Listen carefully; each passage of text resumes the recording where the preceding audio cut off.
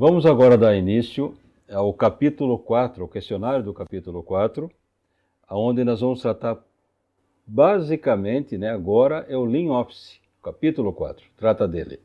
Então agora nós estamos na reta final.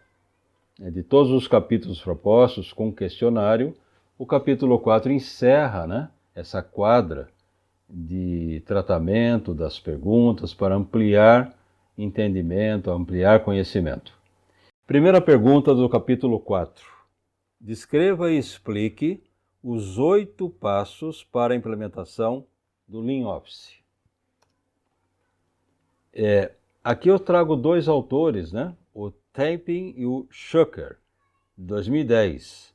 Propõem 8 passos que serão detalhados a seguir.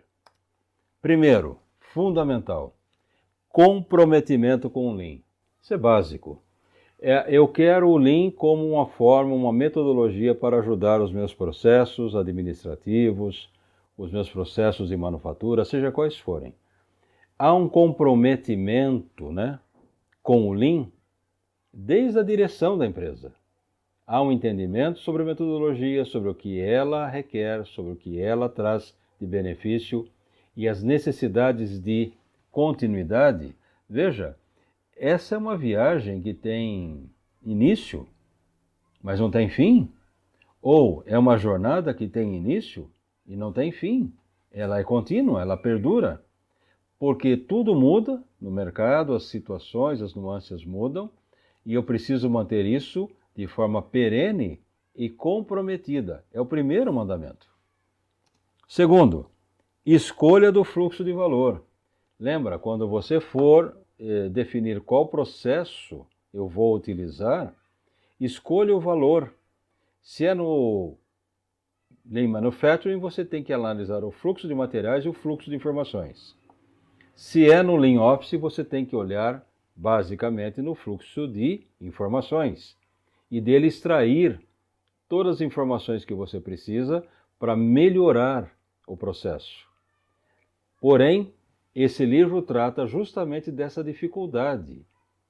Num processo, numa empresa, e nesse estudo de caso eu já citei, são 300 processos. Como é que eu escolho aquele crítico, aquele que realmente, se mudado for, se melhorado for, eu terei outra resolução, eu terei outra capacidade de resposta.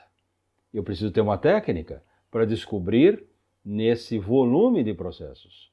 Esse livro traz essa situação no estudo de caso. Então, escolher o fluxo de valor passa necessariamente por escolher o processo ou os processos críticos. Terceiro, tenha um aprendizado contínuo sobre o Lean. Você tem que trazer para a sua empresa pessoas estudiosas, pessoas que praticam o estudo, a leitura, se aprofundem no tema, busquem as relações de conhecimento com pessoas mais capacitadas, mas introduza na sua empresa um espírito de aprendizagem contínua sobre o tema Lean. Quarto, faça o mapeamento do estado atual, fundamental. Ele é o diagnóstico. Nós já falamos isso algumas vezes aqui.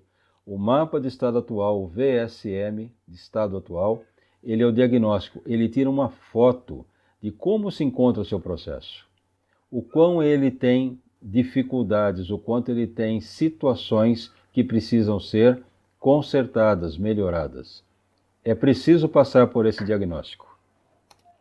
Quinto, identificação de medidas de desempenho Lean. De novo, lá no Lean Manufacturing, isso é fácil. É a vivência do pessoal de fábrica. No Lean Office, no administrativo, eles não têm muita familiaridade com essas medidas, essas métricas, mas precisam passar a ter. Sexta, mapeamento do estado futuro. Agora sim, você avaliou o estado atual, o diagnóstico, avaliou as métricas e viu o quanto você tem de performance, Agora você tem condições de lançar os olhos no futuro e produzir um projeto, um mapa, construindo situações novas, situações de futuro, que precisam ser melhoradas para alcançar um novo patamar de resolução da empresa.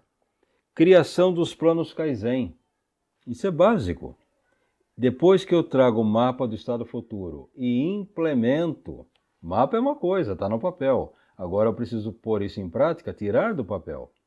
Quando isso tirar do papel realmente funcionar como foi pensado, eu preciso agora criar os padrões, os planos Kaizen. Kaizen significa melhoria contínua.